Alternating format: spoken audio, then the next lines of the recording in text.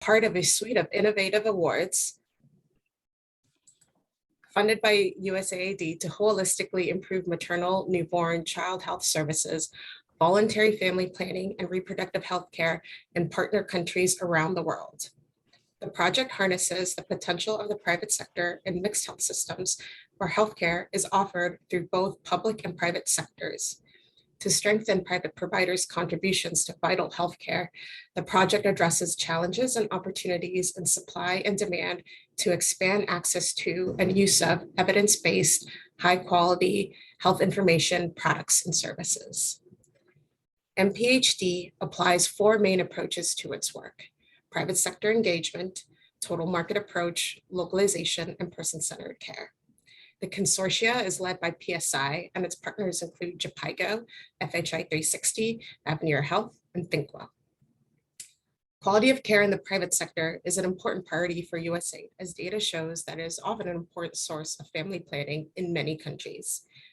The private sector is diverse and often disparate, with quality being variable. Further, collecting routine data on private sector can be difficult. Therefore, it is important to understand the challenges around quality in the private sector through available survey data.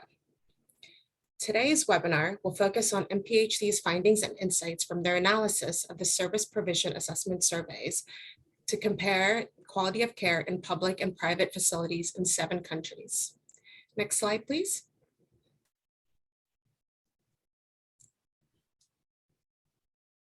Lindsay Malik from Avenir Health and the University of Maryland will present the study methodology and findings. Dr. Doreen Irakunda from PSI will discuss the implications of the results to broader work on country experiences and quality of care. And with that, I want to say thank you for joining us, and I want to hand the mic off to Lindsay.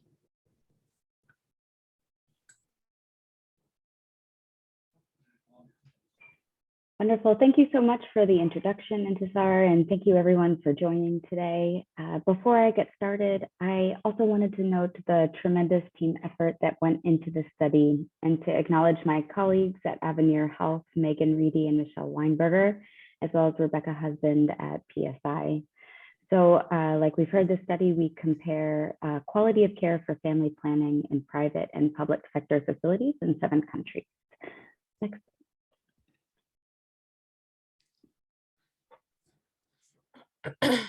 So why study private sector quality of care for family planning? Well, the private sector plays a substantial role in the provision of voluntary family planning in low and middle income countries. Sarah Bradley and Tashiris found that 1 in 3 women using modern contraception get their method from a private source. But while formal private health facilities are typically registered with public authorities, governments in low and middle income countries often do not have adequate resources to effectively regulate or oversee them. So then concerns arise related to the quality of care at private outlets. On the other hand, some experiences show that clients may choose private sector services due to perceived higher quality of care.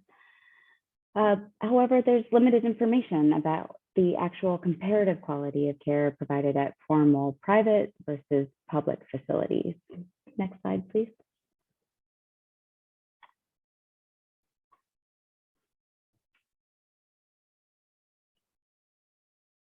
So the aim of this study then is to apply a standard framework and measurement of quality of care to assess differences in quality by ownership or managing authority or sector. To do this, we use data from 7 countries with demographic and health surveys, both the household surveys as well as the health facility surveys called Service Provision Assessment Surveys, or SPAs. And these are both nationally representative samples in the countries we examined, except for Haiti and Malawi, where there was a census of health facilities. While we only examined what SPA defines as formal facilities, which does not include outlets like pharmacies or shops, we did disaggregate private facility ownership where possible. For example, for-profit, non-profit, or faith-based. This, though, depended on both the health system in the country as well as the sample size. Next slide, please. So to guide our assessment of quality, we adapted existing frameworks of quality of care, including the Donabadian framework, as well as the Bruce Jane framework for quality of care specific to family planning. We examined three main components of quality: the structure, which is the physical setting of care, the process component, which really involves delivery of care, and outcome, or the impact of care. And we used 57 indicators across 10 domains. Of course, I won't go through all of them, but I'd like to name a few. So to start, under the structure component, the first domain is the choice of methods. And that includes just one indicator, which is the availability of at least one long-acting, one short-acting, and one barrier method. Then there's the management domain. I think we lost the screen share.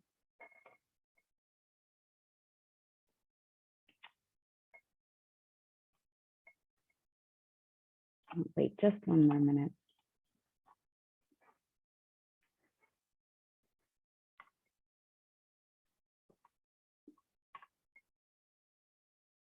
There we go. There we go. Thank you. So then there's the management domain, which is also under the structure component, and that includes 5 indicators. So system of reviewing administrative issues, supervision, inventory of contraceptive supplies, and organized stock. And then there's general and family planning specific infrastructure. In the process quality component, that really focuses on provider care, for example, like following protocol, like in blood pressure measurement as part of technical competence, as well as aspects of counseling, for example, client-provider relations, that domain, which includes whether a provider asked if a client had questions or assured the client of confidentiality. And then for outcome, this really captures the client experience and client satisfaction type concepts. Next slide, please. So in the report, we contextualize family planning use in each country by examining method mix by source sector using the DHS data. And then to summarize quality, we use SPA data to create a composite measure of all structure components, the process component, and the outcome component. First, by averaging the number of yes responses to items within each domain, and then averaging the domain scores within each quality component. To compare quality by managing authority, we then conducted a multivariable fractional regression model, which are designed specifically for continuous outcomes that are scaled 0 to 1, like our quality indices. We conducted separate regressions for each component as well as each domain. And then for the structural quality and related domains, we controlled for facility characteristics, like facility type, hospital or clinic, for example, or urban or rural location. And then for process quality, we controlled for client characteristics, including new or returning client, clinical method use, client age, and client education. And then to visualize the results, we used the marginal effects for each category of managing authority. Next slide, please. Okay, so if you came in late or haven't had a chance to fill in the poll, please take a moment to do so here. You can find the poll options, if the poll is not on your screen, down on an icon next in between the participants in chat. And if you feel inclined, if you have said other or it depends, I would be curious to see your answer in the chat. So we'll give just another moment for that.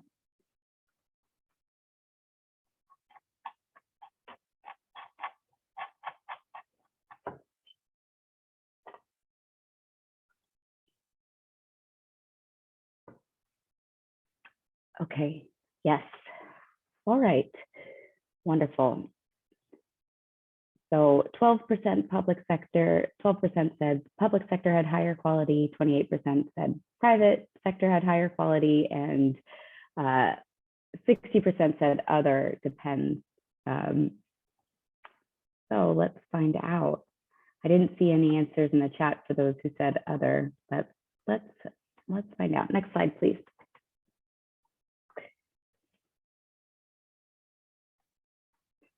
Okay.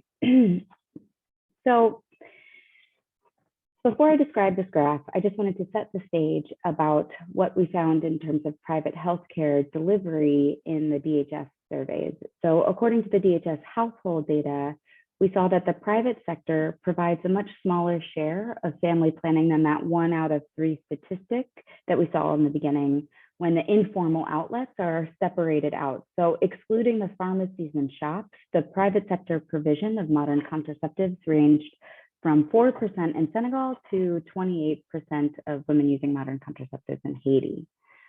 Okay, so moving on to this graph, this figure shows the overall component scores. And what we saw was that the scores were really similar across sectors with a few exceptions.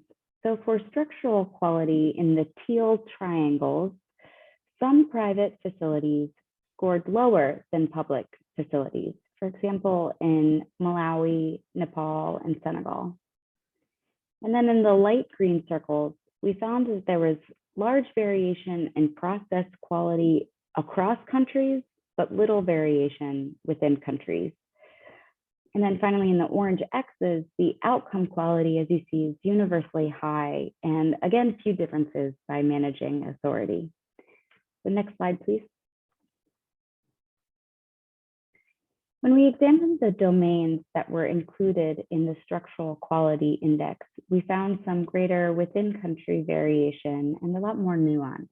So in 5 of the 7 countries, the management domain, which is in the center of each of the graph for each country,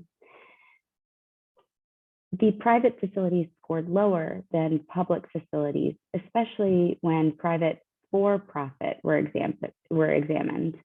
For example, as you can see in Malawi, the light green versus the teal, as well as in Nepal, the purple versus the teal, and Senegal, again, light green versus the teal. We also found some differences in the facilities having a choice of methods available on the left of each graph, but this was really inconsistent across countries. So in 3 countries, the public facilities were significantly more likely to have a mix of methods than the private facilities, except in Malawi, where nonprofits had the greatest availability of a mix of methods. Next slide, please. When we examined process quality by domain, we did see variation within countries by domain, but then again, not necessarily by ownership. So some aspects of service delivery or counseling, like client-provider relations, which is the domain all the way on the right, tended to be higher in private facilities, although these were also inconsistent across countries. And as you can see, the wide confidence intervals, these reflect very few clients observed at private facilities in particular. And so that does add substantial uncertainty to the estimates. Next slide, please. And then outcome quality was universally high, and again, few differences by facility managing authority, except in Nepal, where you can see non-hospital public facilities had the highest outcome score, and there were higher outcome scores at faith-based facilities in Tanzania compared with public or parastatal facilities. Next slide. So in sum, we found a few and inconsistent differences in the 3 different aspects of quality: structure, process, and outcome overall, but a much more nuanced story when examining the domains within each component. So the lower structural quality component and domain scores in the private facilities, that's really consistent with the notion that private facilities are less regulated, indicating that operational support in the private sector is still relevant and warranted.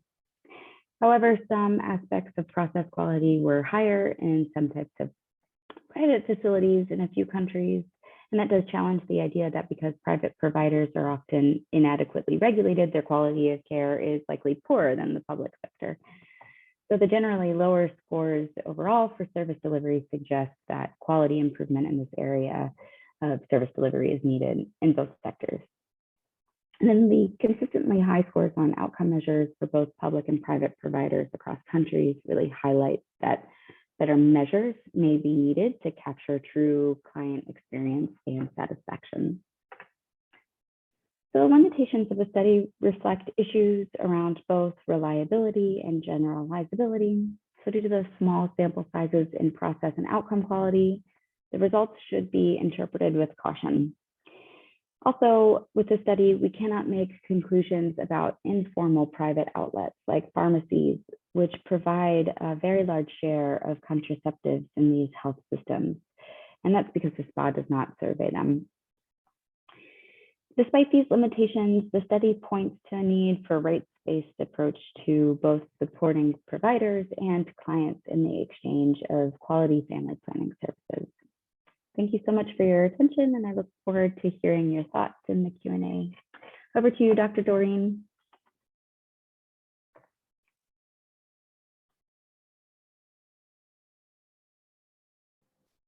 Thank you, Lindsay. Greetings from Burundi.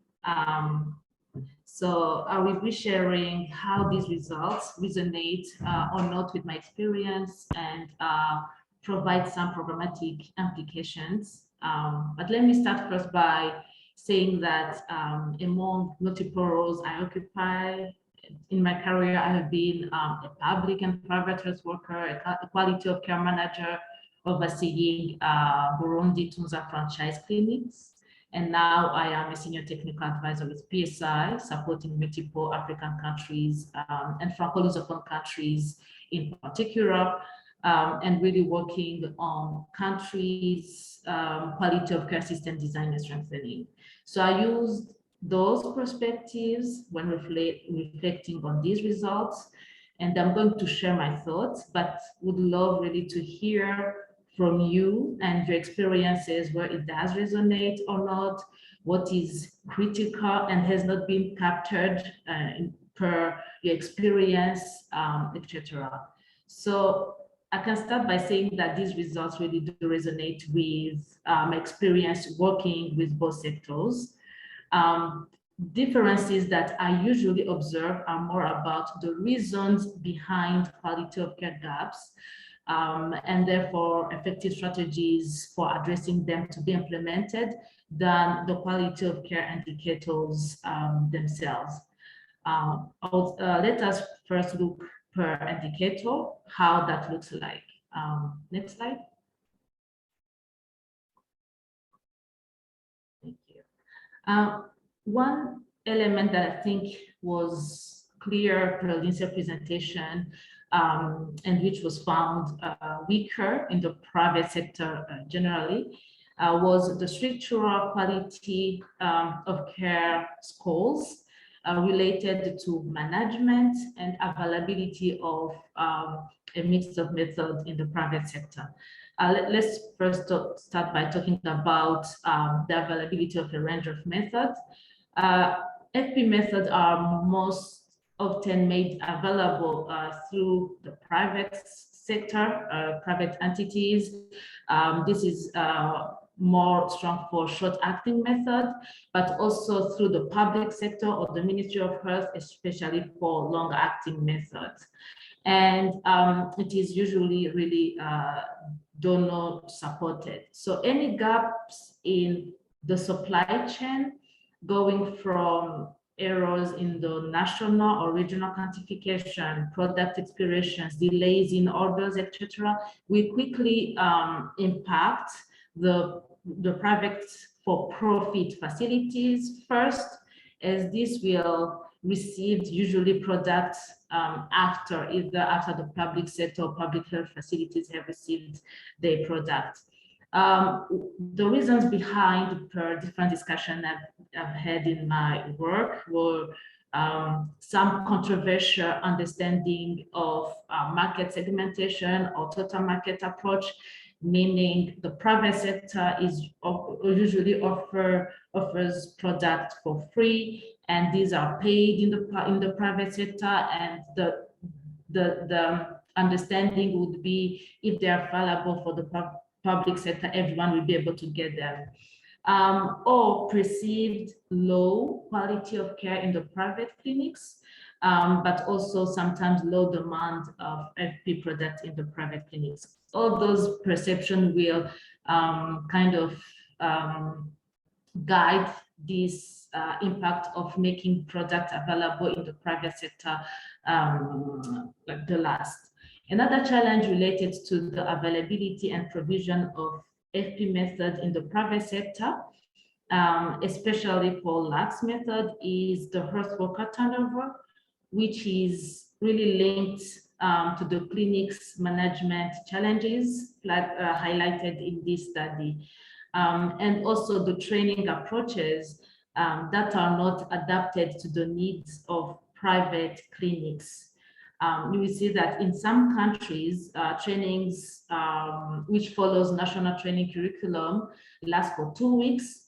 And if a provider is absent for 2 weeks, small clinic owners may not be interested in providing these services. The good thing is now we are seeing more and more on job training and digital solution supporting provider capacity building. The other component was really on management indicators. Here it's about administrative issues, systems in place to obtain client opinions, etc. These are lower in the private, were found lower in the private sector. And in my experience, we also need to make a difference here between faith-based private health facilities and small for-profit private clinics. In the latter, there is usually a big gap in the management skills. Clinic owners usually hire the cheapest staff or family member to run the clinic, etc. So they don't necessarily see the added value of investing in a more experienced staff, or maybe they don't have the means to do that. I have also noticed differences between clinics owned by non-health professionals and those owned by health professionals, where the latter are often willing to invest in the basics to ensure quality of care. But again, for example, under PhD, some countries are really prioritizing strengthening business and management skills of clinic owners and managers to help them really address this key component of quality of care that is considered fundamental to the sustainability of any private sector intervention. In brief, these structural gaps can confirm again that operational and management support in the private sector is still relevant and needed. On process quality, we saw that this varied greatly across countries, but not within each countries. Process quality was low for all sectors, especially for domains related to counseling, around method choice, information given to client, and technical competence. I think this aligns with what as an FP community we have been trying to improve. Quality of provided counseling or information given to clients have been questioned in light of the discontinuation rate, which is sometimes close or more than 40% in some countries. FP training curriculums followed by public and private providers are still in some countries, not everywhere, using these unidirectional counseling approaches, where the provider will be providing a bunch of overwhelming information to the client. But the good thing is a lot is being really done to address this challenge, and promising new approaches such as counseling for choice, which helps the provider tailor counseling to the client's needs, are increasingly being considered and used. And there is also the role of digital solutions such as chatbot in providing targeted information to beneficiaries.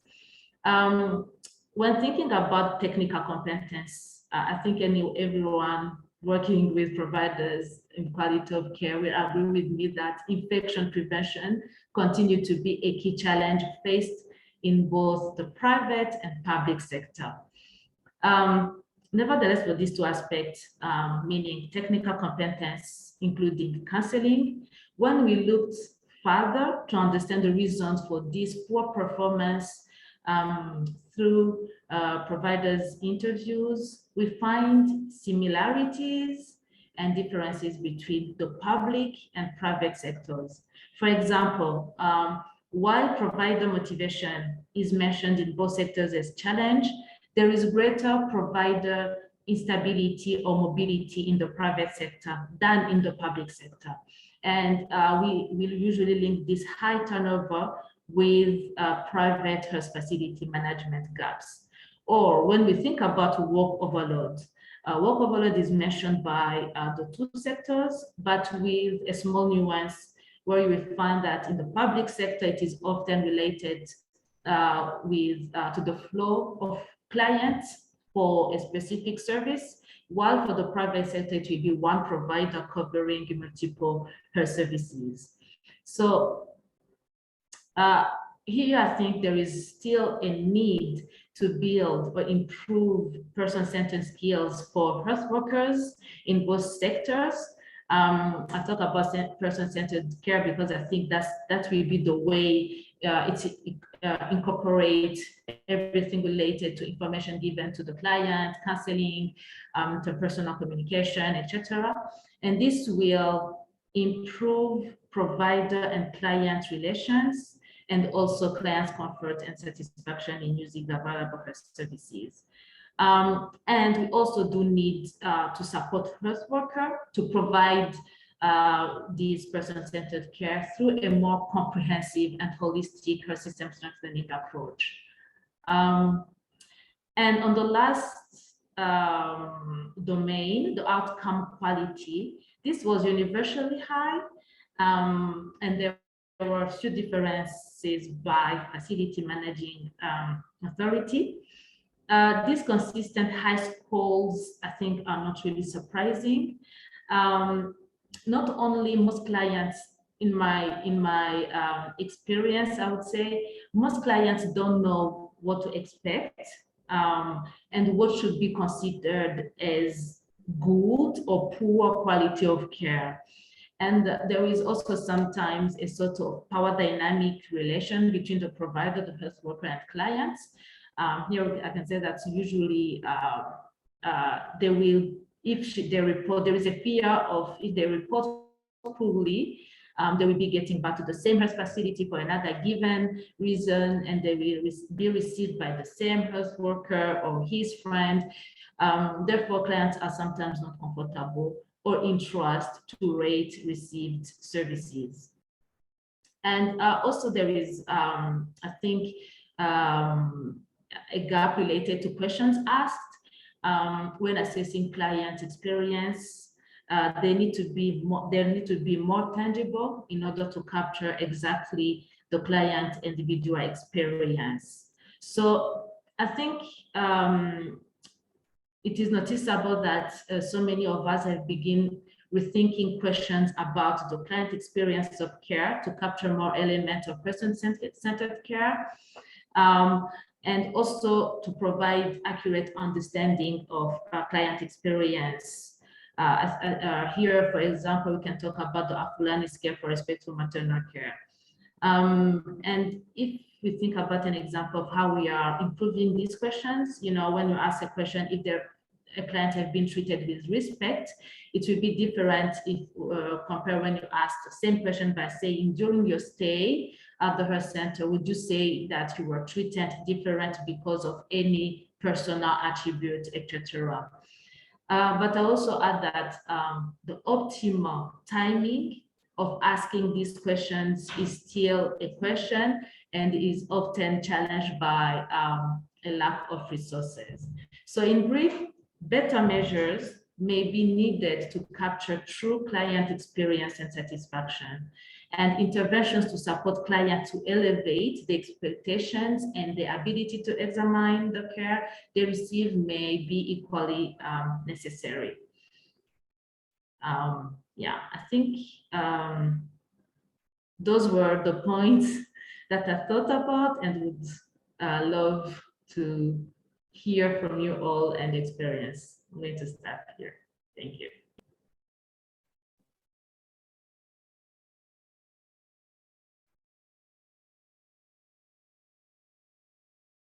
All right, thank you so much, Lindsay and Dr. Doreen. Really great information. And I know that there's a tremendous amount of detail that you were not presenting now. So we want to open it up to discussions and question.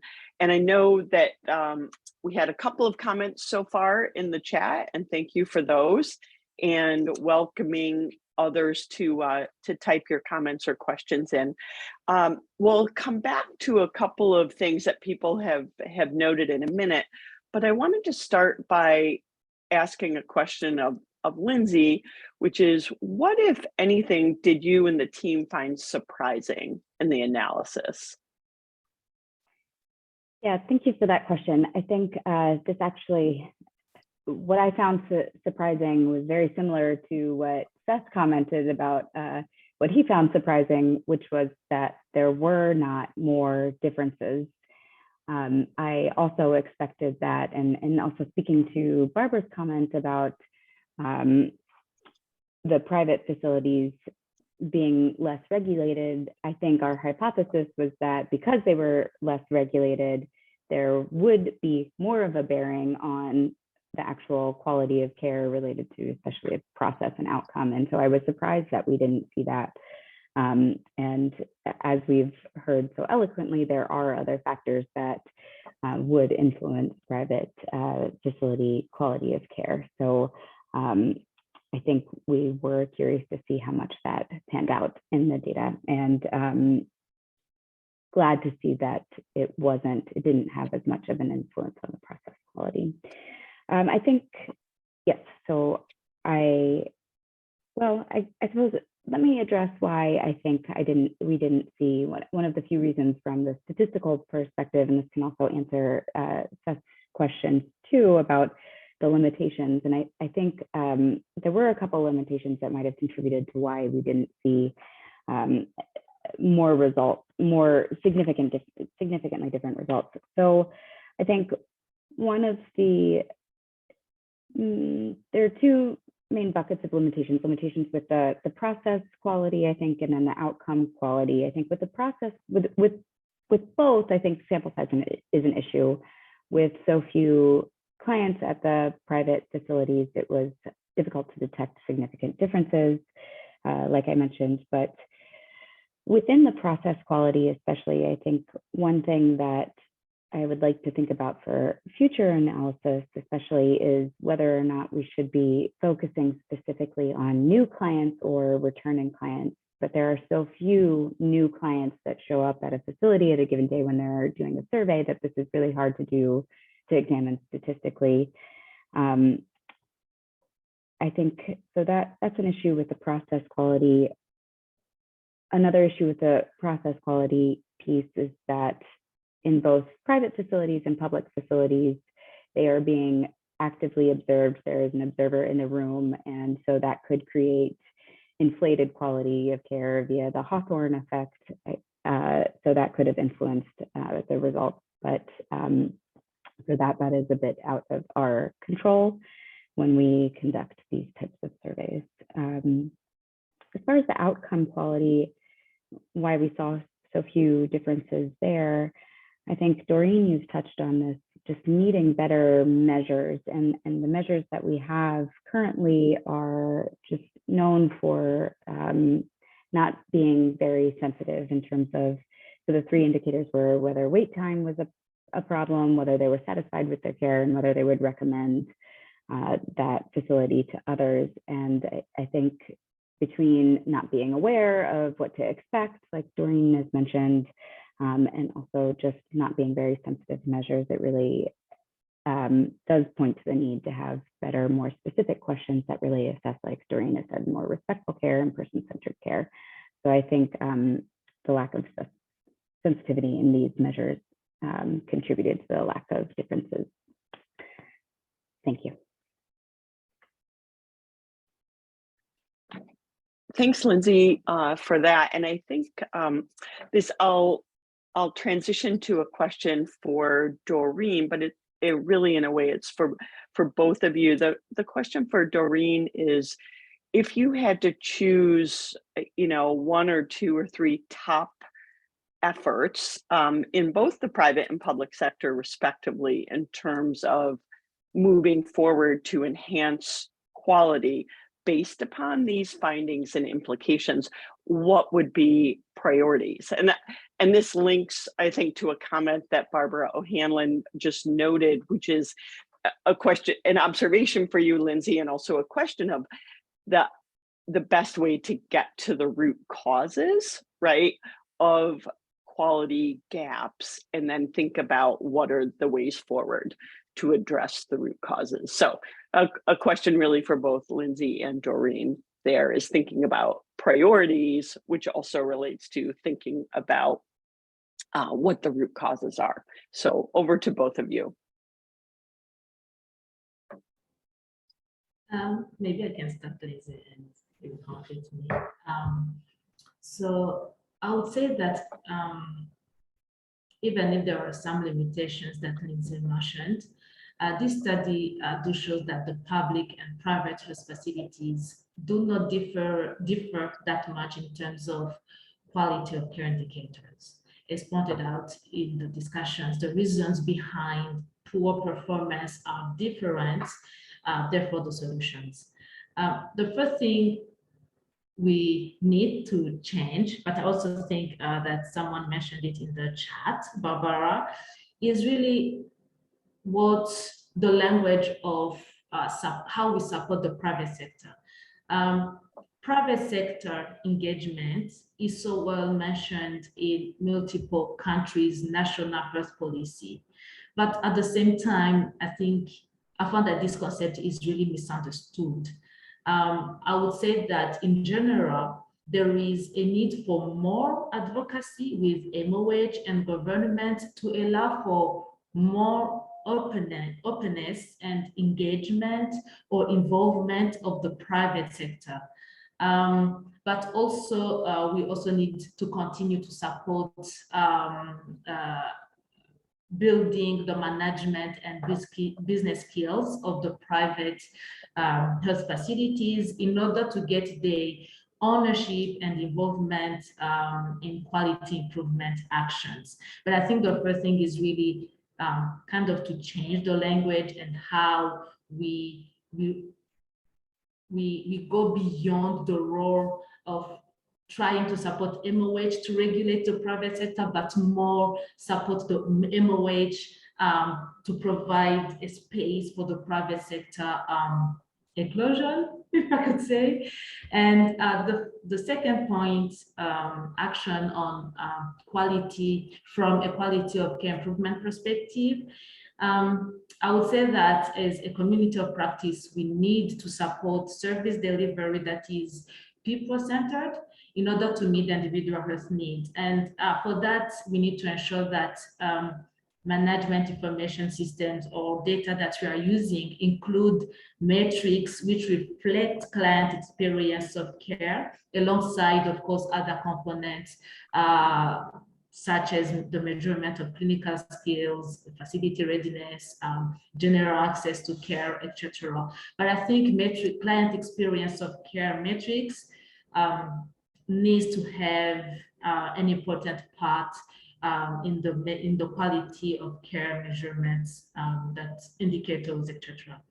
And I think we would, in order to do that, we need to take advantage of opportunities offered by digital solutions so that we can better capture clients' data and information to support quality improvement action. I'll stop there, and maybe Lindsay, if you have something to add. Thank you. I don't have too much more to add. I think you said that so well. The only thing I wanted to say was just to agree with Barbara and echo what Andrea noted in the chat about using qualitative studies to really get at some of the root causes and to understand those more as well. Thank you. Yeah, thanks, Lindsay and Doreen. To that point, Lindsay, of using different kinds of studies, right, moving forward, and reflecting that the people on the call today represent a range of countries and projects, right? And there are a range of projects in family planning that cover both public and private sector. And because of the findings of this, right, and really getting at the idea of needing to understand at a country level, right, if you were to have the opportunity to speak with, program efforts at a country level, like say if you pick any one of the countries, whether it's Malawi or Nepal or Tanzania, what are some of the different ways that you could imagine those projects might move forward to dig into, the factors behind quality of care? And just if you have one or two examples, I think that could be interesting for the audience.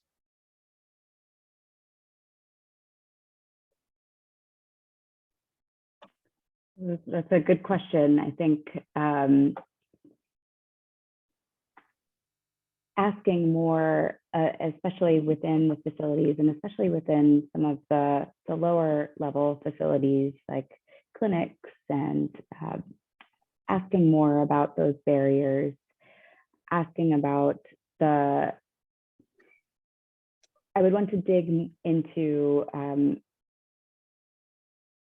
the barriers related to the client load versus their responsibilities and the time that they have to serve clients, and discuss issues around staffing. And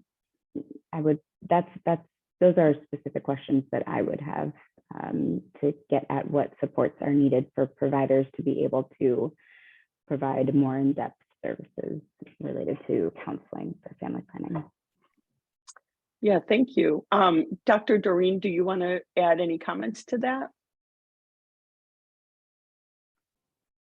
I think there are multiple ways of assessing client experience of care, but till now I cannot say that there is a perfect way, like we have all the needed information through one way of assessing. Client experience of care information is more often captured through mechanisms such as survey, follow-up interviews, suggestion box, mystery clients, etc. They can also be captured during provider observation or assessment, but for this to really be accurate, the client experience of care steps must be captured in the checklist that is being used for these observations. And as I said again, digital solutions can be a great opportunity to respond to the gap related to the optimal timing to assess client experience of care, but also to systematically track client experience of care data. But what I want to say is, whatever way, there needs to be a start. And I think as we prioritize assessing access to care, assessing provision of care, assessing how a health facility is being managed, etc., we also do need to prioritize in putting in place a way of measuring client experience of care. And we do need to find adequate data triangulation to feed in quality improvement action plans. I think till now there is sometimes, due to how it can be challenging to assess client experience of care, there is sometimes, how can I say, those data are split in two. While I think as we think about actions of quality improvement, all those data must be looked together in order to really think about adequate and effective solutions. Yeah, thank you. Great. Yeah, thanks, Doreen. And I apologize, by the way, if you're not seeing me on the screen, my camera may not be working at the moment, and I don't want to fuss with that. A question that occurred to me as you were talking about process quality in particular, and the subcomponents of that, the counseling, the information to clients, and the technical competence of staff, is I was thinking in parallel, we're all hearing about, and a lot of people are involved in digital solutions, right, in healthcare. And it may be too soon to know, but I was curious if you could picture how digital solutions might start to impact the process quality for FP care delivery, because that did seem to be an area of opportunity. So over to you with the thought of how you might suggest designing and applying digital solutions based upon the findings of this work. Is that a question for me or Dory? For either of you. So Lindsay, why don't you start? Thank you. Oh, well, I think having the electronic health records, having specific items that the providers will have to note whether they've provided counseling or or provided care in the way that meets the standards of care, for example, taking blood pressure. And if they have to note in the system, that might serve as a reminder and also a form of accountability for them to provide each of those items within family planning service provision. Yeah, I think it can absolutely be a way to help improve quality of care. Awesome. Thanks, Lindsay. Doreen, did you have any further comment? Yes, I was thinking about some examples, and I think with digital solutions, first there is consumer or client-facing digital solutions, which provide a very great opportunity of giving this information to women. With digital solution, we can tailor what kind of information we give the women. We can support referral mechanism and guide the women to access care to trusted providers. And I think with that, it will really help this gap in counseling that was highlighted in this study. And again, with digital solutions, it can also support in continuously building technical capacity of providers and go beyond the in-room trainings approach and really put in place this kind of continued training or capacity building. And again, I think digital solution is just, it can open so many doors. It also can help with, putting together all the data, analyzing data, better understanding clients, etc. So it would be really helpful, although it can be challenging in some places where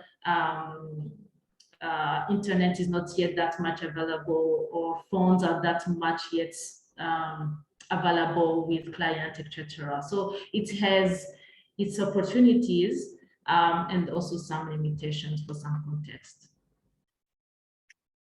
Agreed. Awesome. Thanks, Doreen. And just in case anyone's not reading the chat, so a couple of things.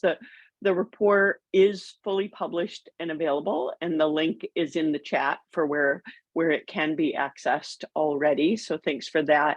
And then a question from Barbara about the analysis, wondering about the extent to which the analysis could address the challenge about private sector facility size.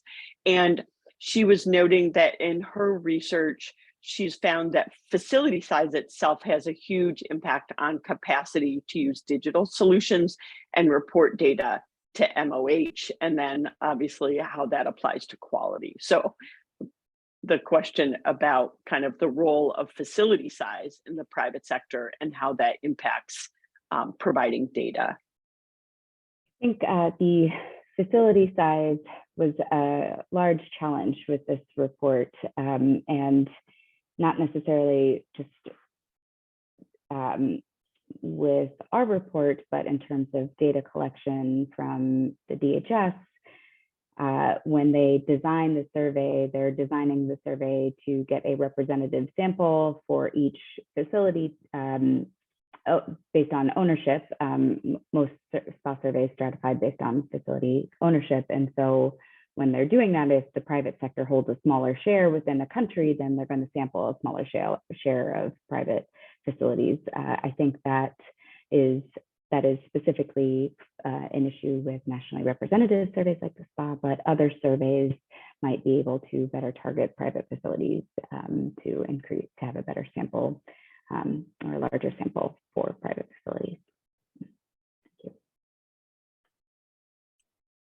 Great, thank you, Lindsay and Doreen, for that. I wanted to ask maybe one last question, just in case we didn't fully tap into it, which is just any further comments about measuring client experience? Because, you know, again, that was sort of that whole space of outcomes and helping clients to understand that they can be very discerning and have high expectations as health systems evolve. So any additional thoughts that you have, Lindsay, about measuring client experience and informing clients for how they can express their experiences? I would actually defer that question to the audience. I would be curious to hear more from the audience if anyone has anything to say about that. I know we've heard also a lot from Doreen about this, but yeah, thank you. All right, fair enough. Thanks, Lindsay. Yeah, no, that's great. So we are close to wrapping up, and I want to say a big thanks to Intisar, Lindsay, and Doreen for this work. And as you can see, it opens up a lot of questions, right? And the fact that there's a lot of double clicking, as I think of it, that needs to be done in terms of the factors behind quality, as well as the complexity of measuring, right?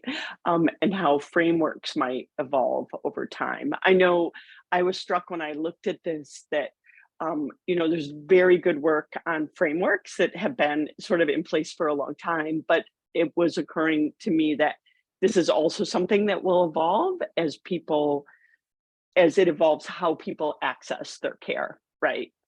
With more self-care, et cetera. So as Lindsay noted, also, this is an area that where the Momentum team wants, I think, to develop more dialogue and more discussion. So as you can see, there's on the screen, you'll see the link to the report. And I know that the Momentum team welcomes comments and hearing from people after the fact. So please, you know, again, as we wrap up here in the last couple of minutes, type any comments or suggestions that you have in the chat, and feel free to reach out to the Momentum team for this work. And with that, I think that we can wrap up. And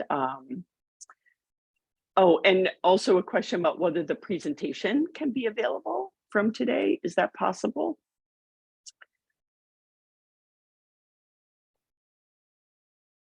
I believe it is, Barbara, but we can follow up with you on that separately. So again, thanks everyone for putting this into your day. And thanks again to Intisar, Lindsay, and Doreen for really interesting work, and to the broader research team. So, and yep, we'll make the slides and recording available. Thank you, Mariella. Thanks everyone, and have a great day or evening. Thank you all. Yeah.